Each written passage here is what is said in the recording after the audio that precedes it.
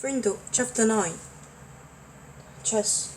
Mrs. Margaret Chatham has been the principal of Lincoln Elementary School for 18 years. She knew Mr. and Mrs. Allen because they had all served together on the building committee when the old Lincoln School was torn down and a new one was built 6 years ago.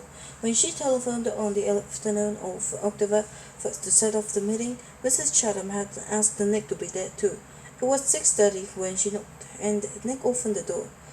"Good evening, Nick," she said, no smile. "Hi, Mrs. Chatham," said Nick, backing away as she filled the doorway. She was a large person, as tall as Nick said, with wide shoulders. Nick guessed that she would be linebacker on a football team, because that's what his dad had played in college. "Hello, Mr. and Mrs. Allen," she said, stepping into the living room.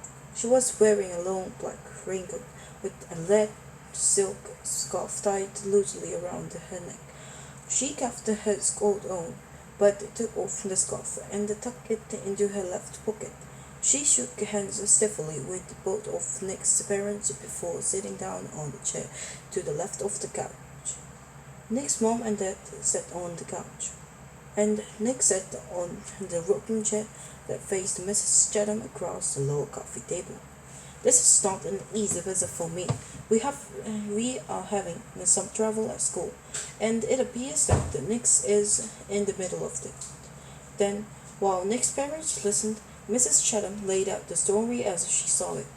Nick encouraging the other kids to use his new word, Mrs. Granger forbidding it, the ruined fifth grade class picture, hundreds of kids staying after school, and a general feeling that there was a rebellion at school, with no one respecting the rules anymore. Nick watched his mom and dad while Mrs. Chatham talked, looking from one face to another. His dad was listening carefully, nodding and frowning. He looked embarrassed about the trouble, but his mom looked kind of annoyed.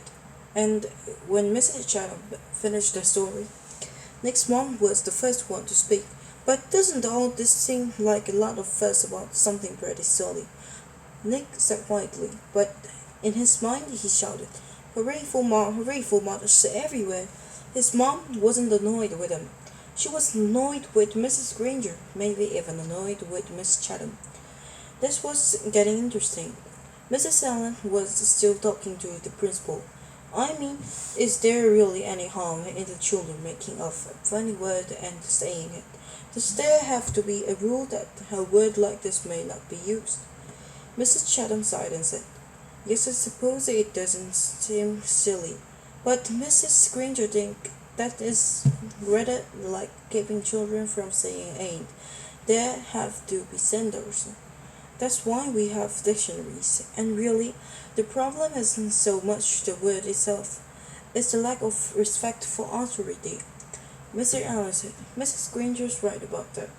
They have to be standards. We can't have see kids walking around saying ain't, can we?" And that's when Nick picked in. "You know that the big dictionary in Mrs. Granger's room. The word ain't is right there in the book. I looked it up, and there it was. I don't see why I can't use a word if it's in the dictionary." Mrs. Granger even said that her big dictionary was the law. Nick looked from face to face to face. That stumped them all.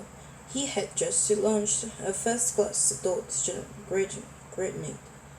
"Well, yes, but well, as I said, the word ain't and even the word Frindle, these are not the real issue here," said Mrs. Chatham. Mrs. Allen said, "Well, I think the real issue is Mrs. Granger's reaction to a harmless little experiment with language. It's an overreaction, don't you think so, Dom?" And Mrs. Allen looked at her husband.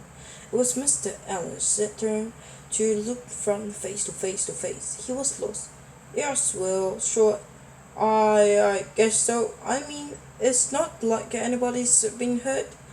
I mean, it's not like vandalism or stealing or something like that." His sentence trailed off, and he rubbed his chin and stared thoughtfully the windows on the wall behind Mrs. Chatham, and while the three grown-ups sat there in an uncomfortable moment of silence, Nick had a sudden vision of what was really going on there. Here. It was a chess game. Nick against Mrs. Granger. Mrs. Granger had just tried to end the game by using her queen. Mrs. Chatham in her black ringlet, the Black Queen. Nick didn't know it until the attack was underway, but he had a powerful defender of his own good old mom, the White Queen, and the game was not over. It would go on until there was a winner and a loser. Mrs. Chatham didn't stay much longer. There was a little more talk back and forth across the chessboard about how children have the right to explore new ideas, about the importance of respecting teachers and the book they do, about everybody needing to give up standards and making school a safe place to learn. Then Mr. Allen offered Mrs. Chatham some coffee and banana bread, but she said, "No thanks, I really must be going now." She thanked Nick's parents and they thanked her. Nick opened the door and said, "Good night" to Mrs. Chatham. Then the Black Queen put on her red scarf and walked off into the October light. "Nick, I think we'd better talk a little more about this." And his mom, sitting back down on the couch. "If I find out that you have this respectable to Mrs. Granger too, or any other teacher at school, then you really will be in big trouble. I haven't been disrespectable. Honest, I did get everybody started using my word. But like you said, it's not hurting anybody. And I'm sorry if me and Dave and Pete got everybody to ask Mrs. Granger to borrow a Frindle. That was mean, I guess. But she started it by making kids say after school and write 100 sentences just for saying my words once. All the kids like to use my word. It's just fun, that's all." "Well," said Nick Stud, "if it gets everyone upset and makes the principal come and talk to your mother and me, then it must not be fun for everybody, is it? And I think you should just tell all your friends to knock it up. Right now. I mean tomorrow." Nick shook his head. "I can't, Dad. It won't work. It's a real word now. It used to be just mine, but not anymore. If I knew how to stop it, I think I probably would, but I can't." And Nick looked at both of their faces to see if that idea was sinking in. "It was, like I said, I won't be disrespectful. But I do like my word, and I guess now we're just going to have to see what happens."